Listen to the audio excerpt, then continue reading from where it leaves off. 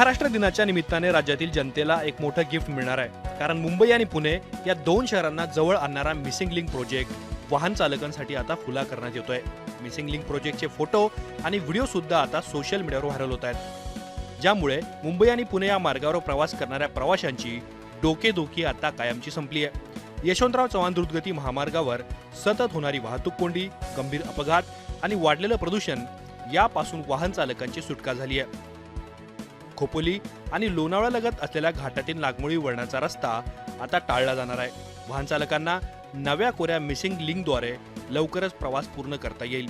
Missing लिंकमुळे Mumbai आणि पुणे मार्गातील 13 ते 14 किलोमीटरचं अंतर कमी होणार असून दोन्ही शहरांमधील प्रवास तब्बल 30 मिनिटांनी कमी होईल.